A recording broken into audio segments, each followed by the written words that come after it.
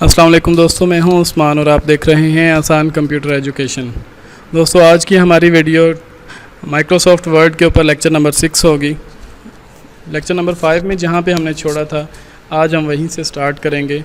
तो video start करने से पहले आप लोगों से रिक्वेस्ट है कि अगर अभी तक आप लोगों ने मेरा चैनल सब्सक्राइब नहीं किया तो जल्दी से उसे सब्सक्राइब कर लें और साथ वाले बेल के आइकन को लाजमी प्रेस करें ताकि हर नई आने वाली वीडियो का नोटिफिकेशन आप लोगों को सबसे पहले मिल जाए। तो चलिए वीडियो की तरफ चलते हैं।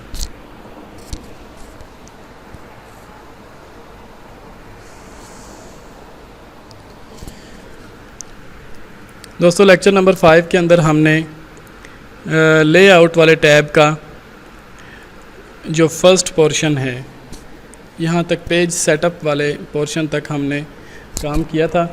आज हम उससे नेक्स्ट लेक्चर नंबर 6 में आज आपको मैं पैराग्राफ के अंदर दो चीज़ें आ जाती हैं, इंडेंट और स्पेसिंग, इनके बारे में बताऊंगा। दोस्तों, इंडेंट के बारे में जानने के लिए अगर आप ये देखें, दो ऑप्शन है, लेफ़्ट और राइट।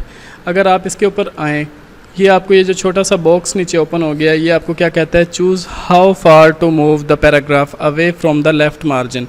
दोस्तों देखें, ये वाला मार्जिन है हमारा, ये जो लाइन हमारे डॉक्यूमेंट के ऊपर जो मैंने लिखा हुआ है, टेक्स्ट है हमारा, ये एक ही बिल्कुल सेम स्पेस है इसकी, इस कॉर्नर से लेकर इस कॉर्नर यहाँ तक। ठीक है दोस्तों, ये होता है लेफ़्ट मार्जिन हमारा। अब ये कहता है कि आप इस इंडेंट लेफ़्ट वाले ऑप्शन के अंदर आप ये अगर चाहते हैं कि आपका जो टेक्स्ट है वो लेफ़्ट मार्जिन से कितना दूर हो। अब मिसाल के तौर पर ये नो मैटर जो लिखा हुआ है, मैं चाहता हूँ कि ये यहाँ ना हो, थोड़ा सा यहाँ से स्टार्ट हो। तो दोस्तों उसका कैसे होगा, मैं यहाँ पे जाके ये जो 0% लिखा हुआ है, दोस्तों ये 0 जो है ना, ये अभी 0 मार्जिन है, ठीक है, लेफ़्ट साइड से। अगर मैं ये ऊपर वाला जो एरो है इसको प्रेस करता जाऊँ, दोस्तों देखें 0.1 हो गया, 0.2 हो गया, और साथ देखें ये जो नो मैटर्स लिखा हुआ है ये साथ साथ राइट साइड पे मूव करता जा रहा है। इसका मतलब ये है कि ये लेफ़्ट मार्जिन से दूर होता जा रहा है। तो जितना ये आपकी मर्ज़ी है, आप यहाँ से ऊपर से जितना मर्ज़ी इसको नीचे राइट साइड पे ले जाएं, या ये जो नीचे वाला एरो है इससे बैक स्पेस करके उसको अपनी मर्ज़ी से यहाँ पे एडजस्ट कर सकते हैं। ठीक है, इसी तरह दोस्तों ये जो सेकंड वाला ऑप्शन है, इंडेंट राइट, ये भी इसीलिए होता है कि अगर आप चाहते हैं कि आपका जो मार्जिन है यहाँ से राइट साइड से ये जो चीज़ है ये थोड़ी सी इस साइड हो जाए या इस मार्जिन से दूर होती जाए या क्लोज़ होती जाए, तो दोस्तों इसके लिए आपको ये राइट साइड वाला, मैं यहाँ पे कर्सर लेके आता हूँ।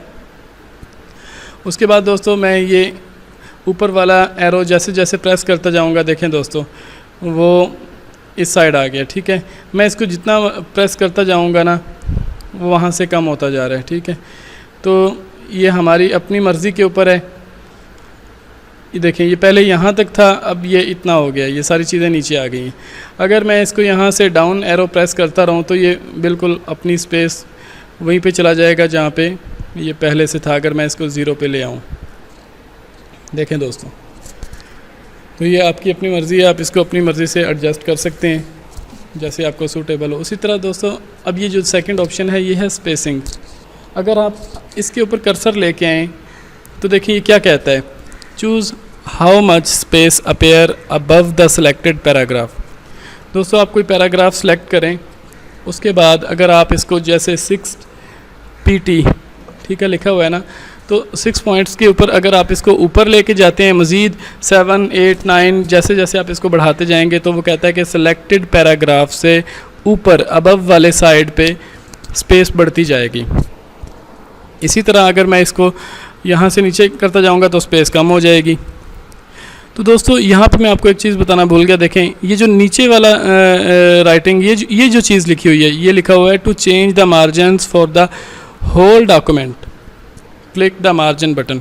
अब देखें दोस्तों, वो कहता है कि अगर तो आप यहाँ से सिर्फ इस लाइन का मार्जिन बढ़ाना चाहते हैं, इस साइड पे लेके आना चाहते हैं, तो आप इस फंक्शन को यूज़ करेंगे। लेकिन अगर आप चाहते हैं कि हमारे होल डॉक्यूमेंट का मार्जिन यहाँ पे हो जाए, सारा डॉक्यूमेंट यहाँ पे हो जाए, तो वो कहता है कि आप कहाँ जाएं, फिर मार्जिन के बटन के ऊपर क्लिक द मार्जिन बटन, वो मैंने आपको जो पिछली वीडियो में बताया था कि इस मार्जिन बटन के अंदर जाके आप अपनी एडजस्टमेंट पूरे होल डॉक्यूमेंट की कर सकते हैं। इसी तरह दोस्तों अब मैं यहाँ पे आपको बताता हूँ कि किस तरह हम किसी पैराग्राफ को सेलेक्ट करके उसकी स्पेस बढ़ा सकते हैं। लेकिन दोस्तों उसने कहा है कि कोई भी पैराग्राफ आप सेलेक्ट करें, उसके बाद आप जैसे जैसे इसको बढ़ाते जाएंगे तो उस सेलेक्टेड पैराग्राफ के ऊपर वाली साइड पे स्पेस बढ़ती जाएगी। आइए मैं आपको करके दिखाता हूँ। दोस्तों मैंने इस पैराग्राफ को सिलेक्ट कर लिया।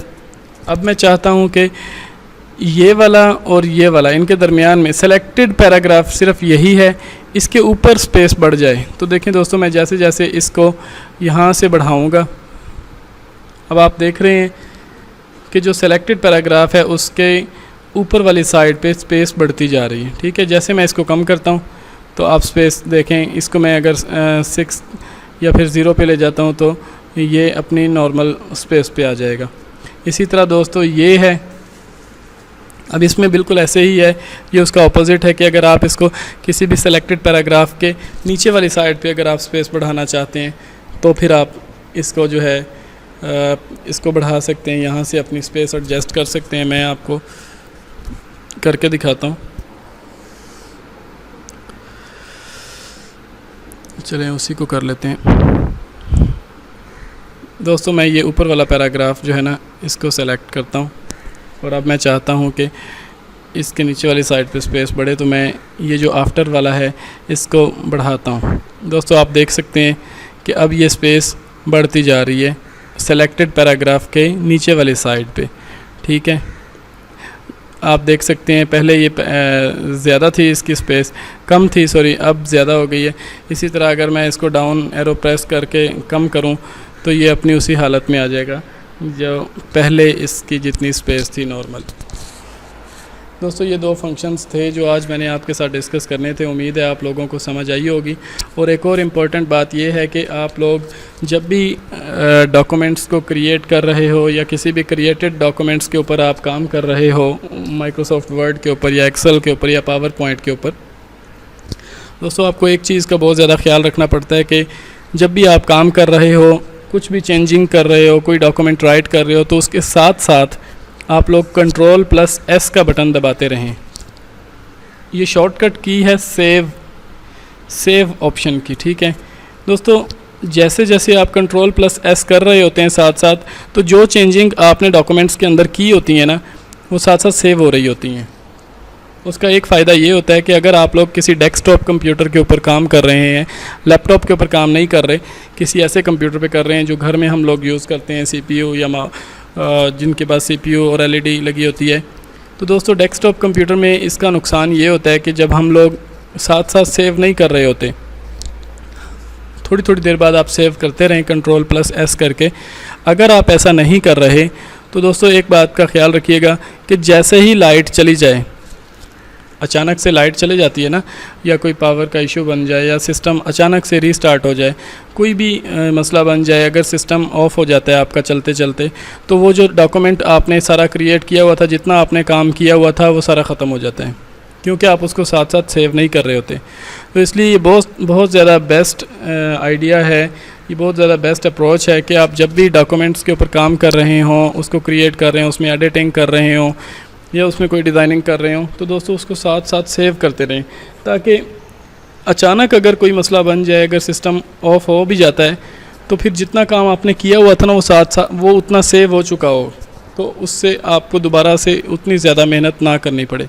तो अक्सर लोगों के साथ ऐसा हो जाता है कि वो साथ साथ उसको सेव नहीं कर रहे होते, तो अचानक से जब सिस्टम क्लोज हो जाता है, अचानक ये तो जो लोग डेस्कटॉप कंप्यूटर के ऊपर काम कर रहे होते हैं उनके साथ अक्सर ऐसा होता रहता है कि अचानक से लाइट चली जाती है, पावर कट ऑफ हो जाता है या सिस्टम रीस्टार्ट हो जाता है वायरस की वजह से, तो फिर वो जो इतना ज़्यादा उन्होंने काम किया होता है वो उनको दोबारा से करना पड़ता है, वो सेव नहीं होता।